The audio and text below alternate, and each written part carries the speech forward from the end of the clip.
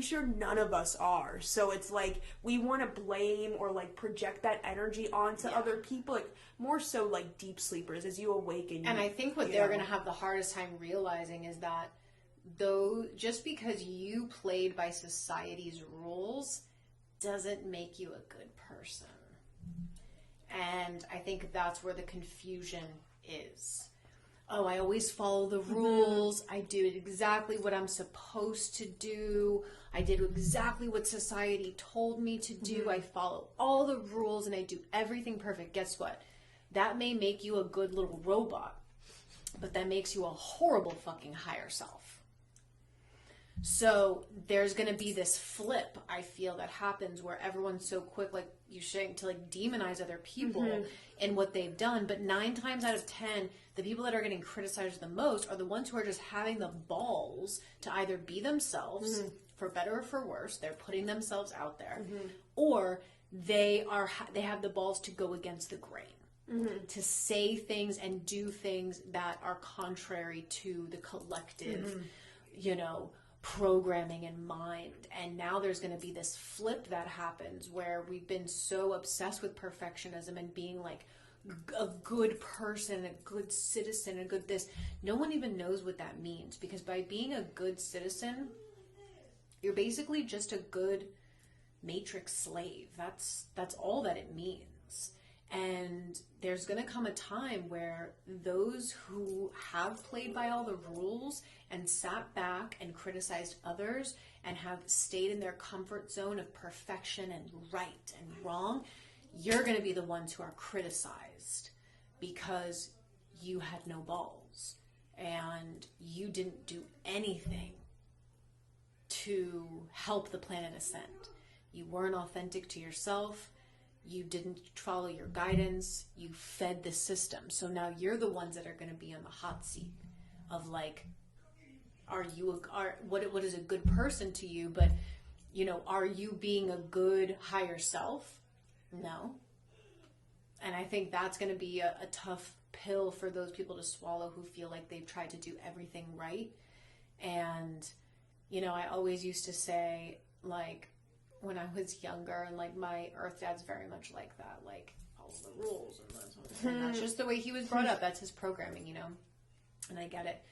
But I used to say to him, because I would always get in trouble at school and like different things, and I would say, if the rule itself isn't right, then by following it, you're wrong.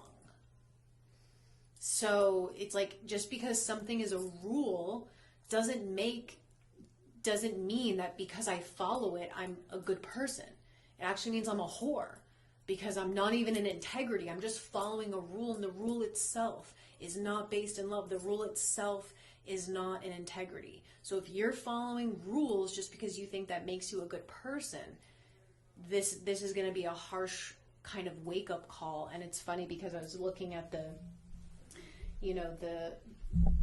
human design of the United States, and there's very interesting, like it's life's work. What was 39 again? 39 is oh my god, what was that? I know what it is. Hold on, I got it on my phone. Okay.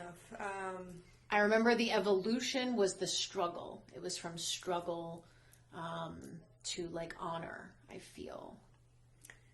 Yeah, I'm trying to pull it up. 39. I remember Isn't it dynamicism? Yes, so the shadow was limitation. The shadow is limitation, and it was saying how we create this shadow creates so many limits upon the self, and also isn't actually able to face challenges. Yeah, so 39 is provocation. And then it's dynamism. And dynamism. Then liberation. Yeah. Okay, that's what it was. So the shadow, the provocation, was basically summing up our collective energy of we're provoked by everything, and we're just constantly in a reactionary state. If a challenge presents itself, or something triggers us, we react. And to rise above that is to be able to master triggers, basically become unable to be triggered. That's the mastery for the United States, like life's work. And then the evolution was moving from struggle, I feel, to like honor or something. And I forget what its purpose was. What was it? I forget what it was. It might have been 38. It's in the United States? Yeah, what I do remember vividly is that it's radiance, the one on the left. Mm-hmm. So what is going to bring us joy and, fulfill us is 51, the awakening. Oh, the United States, that's funny. And I feel that's what's getting activated, because 51 is known as like the gate of shock. And I have it, a few other people have it. And if that's our radiance key, that's what is going to literally like bring us alive and be like our kind of gift to others. It's literally going from, the shadow, which is like, it's similar to provocation.